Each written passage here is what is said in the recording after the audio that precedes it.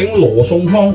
羅宋湯喺香港飲到嘅咧，其實大部分都係港式嘅。咁港式嘅咧，其實同正宗嘅烏克蘭啦或者俄羅斯嘅羅宋湯咧就好唔同。香港港式嘅羅宋湯我就冇乜興趣搞啦，咁想整個比較正宗嘅羅宋湯。其實羅宋湯喺烏克蘭啊、俄羅斯咧，最重要係紅菜，反而唔係番茄。湯有個紅菜啦，需要椰菜啦、紅蘿蔔、洋葱、薯仔，一隻紅辣椒，有啲搣大葱，就另外有啲番西，咁就另外一罐番茄醬。羅宋湯咧有齋菜形式嘅，即係純粹係蔬菜，亦都有上落肉嘅。咁肉方面其實相當之有彈性，你可以用牛肉，亦都可以用豬肉。咁我今次就用咗一嚿豬排骨。首先第一步咧就煮咗個 base 先，咁啊落少少橄欖油，咁燒熱咗啲煲之後咧，就將嚿排骨擺落去煎佢，咁啊擺一蒜頭落去，京葱抌埋落去。咁我預計呢個湯咧，我哋係做頭盤，因為今日食牛扒，咁我哋每人應該都係飲碗領嘅啫，咁所以咧我就落翻大約啦4碗水。4碗半啦，因為我會慢火煮呢個，咁嗰啲水一定會蒸發咁少少噶嘛。咁啊落少少鹽落去，少少黑胡椒，將個番西擺埋落去，咁啊等佢滾。嗱，而家大滾啦，咁啊大滾之後咧就較細火佢，基本上較到咧1點火嘅啫。咁跟住咧就等佢慢火煮翻佢大約1小時。相當多嘅嘢需要切啦，可以用晒一隻 yellow onion， 亦都可以 mix 嘅。咁我想 mix 咯，咁啊切半個呢一個 yellow onion。咁呢個估1/4都可能唔夠，因為我唔係真係咁大煲湯。紅蘿蔔刨啲皮佢，紅菜一樣刨咗啲皮佢先。咁椰菜咧，我相信1/4個都夠啊，半個可能太多，因為我煲湯都係3個人飲啫嘛。係啦，呢個半個1/4應該夠。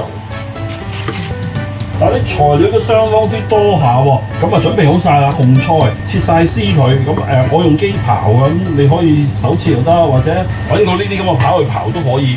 咁啊紅蘿蔔一樣啦，又係切晒絲，又或者刨絲啦。洋葱我就用咗2款啦，咁你可以用1款得嘅，你可以用晒呢隻或者用晒呢隻都得嘅。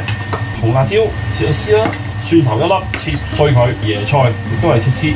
咁仲有就1個薯仔，咁個薯仔我切晒就係細粒嘅，就揾水浸住先，就費事佢變黑啦。所有嘅材料基本上就準備好晒啦。咁個湯底煲咗1小時之後，啲 herbs 嗰啲就唔要啦，但係呢一嚿排骨咧就有用嘅咩，攤凍先搞。咁呢啲啲啊parsley 嗰啲就唔要啦，咁啊擎起啲湯先。到豬肉攤凍咗之後咧，睇下如果有骨嘅地方咧，因為啲骨就唔要啊，就要翻啲肉，要檢查有冇骨。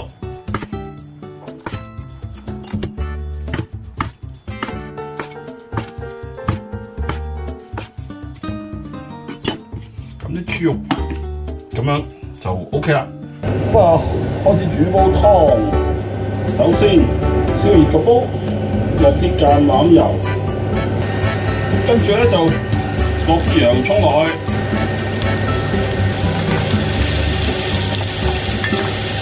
咁啊炒一炒啲洋葱，加埋啲蒜頭，咁啊可以加埋啲紅蘿蔔、紅菜頭。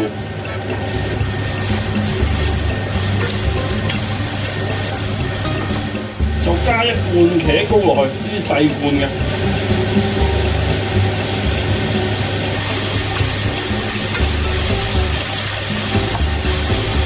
將頭先嗰啲湯底倒翻落去啦。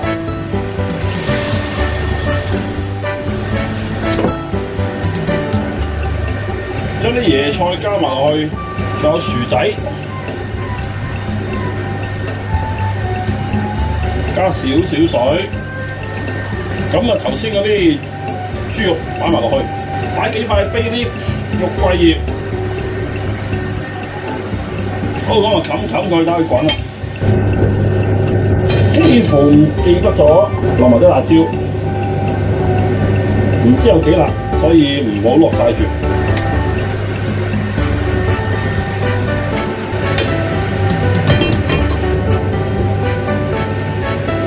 嗱，而家大滾啦，咁啊睇個人口味，有人就中意咧啲菜比較腍身啲，有人就中意比較有咬口。我自己就比較中意腍啲嘅，即係煮比較爛少少嘅。咁呢個時候咧，我就會係閂細火佢咯。咁跟住就慢火再熬翻佢15分鐘到半個鐘到啦。咁啊順便試試下會唔會好辣先。如果唔夠辣就落埋啲辣椒落去。OK 喎，唔辣喎，唔辣可以落埋落去啦。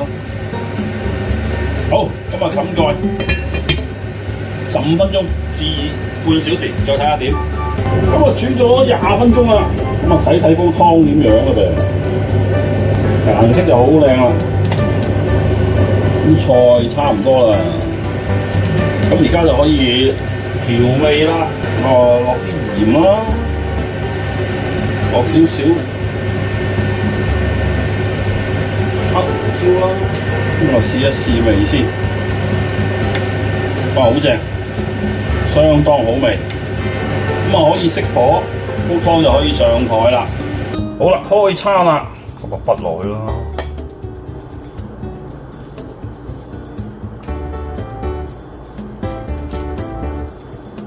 好多料，其實呢個就係一個菜湯嚟嘅。咁有啲係用齋菜形式，就冇落肉嘅。不過今次我就落到豬肉啦。咁咧喺中間筆一啲 sour cream， 再灑少少 parsley， 一個正宗羅宋湯，絕對唔係港版，港版唔係咁嘅色嘅，港版橙色嘅。